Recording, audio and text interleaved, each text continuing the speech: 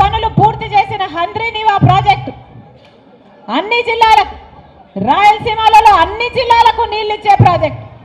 కానీ రాజశేఖర రెడ్డి గారు 90% పనులు పూర్తి చేశారని, ఆ తర్వాత వచ్చిన తెలుగుదేశం పార్టీ ఆ మిగతా 10% కూడా పూర్తి చేయలేకపోయింది.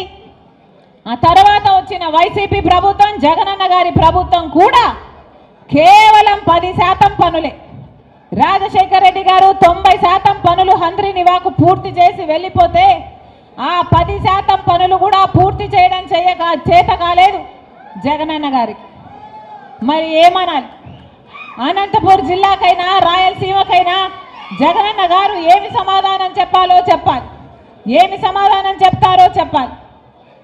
ఆ రోజుల్లో జగనన్న గారు చెప్పిన మాట, మేము అధికారం లేకొచ్చిన 6 నెలల్లోనే హంద్రీనివా ప్రాజెక్టును పూర్తి చేస్తాము అన్నారు. ప్రతిపక్షంలో ఉండగా హంద్రీనివా ప్రాజెక్టును తెలుగుదేశం పార్టీ పూర్తి చేయడం లేదు అని చెప్పి జగనన్న గారు జలదీక్ష కూడా చేశారు. మరి ఏమైంది జగనన్న గారు అని అడుగుతున్నాం. మీ చిత్తశుద్ధి ఏమైంది? హంద్రీనివా ప్రాజెక్టు ఏమైంది? మరి మీకు హంద్రీనివా ప్రాజెక్టు కూడా చేయడం చేత కాలేదే. మరి అనంతపూర్ జిల్లానైనా ఈ కరువు రాయలసీమనైనా ఎలా ఆదుకున్న వారైతారు మీరు అని అడుగుతున్నా. ఈరోజు రాజశేఖర రెడ్డి బిడ్డ ఆంధ్రప్రదేశ్ రాజకీయాలలో అడుగు పెట్టింది అంటే ఎందుకు వచ్చింది? ఎందుకంటే ఇది నా పుట్టిల్లు కాబట్టి,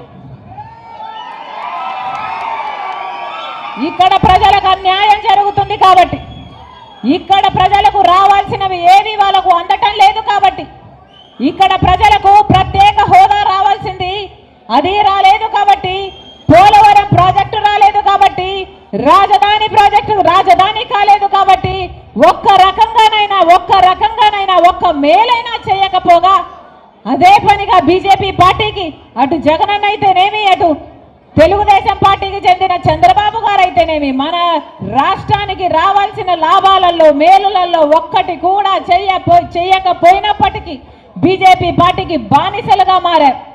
కాబట్టే రాజశేఖర రెడ్డి బిడ్డ ఈరోజు ఆంధ్రప్రదేశ్ రాజకీయాలలో అడుగుపెట్టింది. ఆంధ్ర రాష్ట్ర ప్రజల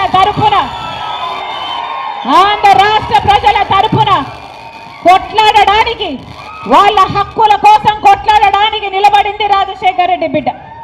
ఈరోజు నా పైన ఎనలేని దాడులు చేస్తున్నారు. ఈరోజు నా పైన రాజశేఖర రెడ్డి బిడ్డ నేను వైసీపీ పార్టీ కష్టాలలో ఉంటే 3200 కిలోమీటర్లు పాదయాత్ర చేశా.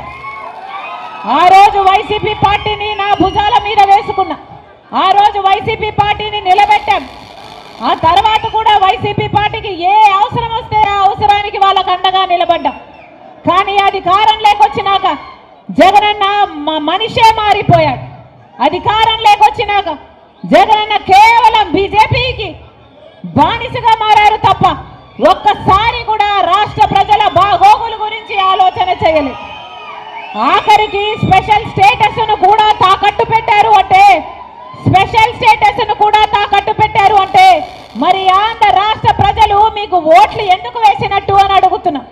ఆంధ్ర రాష్ట్ర ప్రజలు మిమ్మల్ని నమ్మి మీకు ఓట్లేస్తే ఆఖరికి ప్రత్యేక హోదాను తాకట్టు పెట్టారు, పోలవరం ప్రాజెక్టును కూడా తాకట్టు పెట్టారు కదా.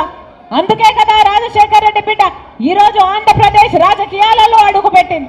ఎందుకంటే రాజశేఖర రెడ్డి గారికి ఆంధ్ర రాష్ట్ర ప్రజలన్నా, తెలంగాణ ప్రజలన్నా, తెలుగు ప్రజలన్నా 2 కళ్ళ లాంటి వాళ్ళు, అందరినీ సమానంగా ప్రేమించాడు.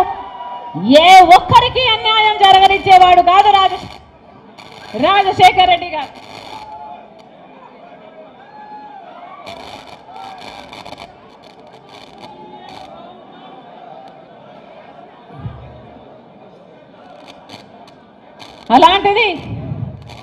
అలాంటిది ఈరోజు నా పైన దాడులు చేస్తున్నారు. అయినా పర్వాలేదు, నా మీద దాడులు చేసినా పర్వాలేదు, నన్ను ఎంతగా హింసించినా పర్వాలేదు, నన్ను ఎంతగా అవమానించినా పర్వాలేదు, నా కుటుంబాన్ని నిలువలా చీల్చినా పర్వాలేదు. అయినా సరే రాజశేఖర రెడ్డి బిడ్డ ఆంధ్ర రాష్ట్ర ప్రజలకు న్యాయం జరిగేంత వరకు ఇక్కడ నుంచి కదలదు, ఇక్కడ పోరాటం చేస్తూనే ఉంటుంది. మళ్ళీ చెప్తున్నా, బీజేపీకి బానిసలుగా మారిన పార్టీలు తెలుగుదేశం పార్టీ కానీ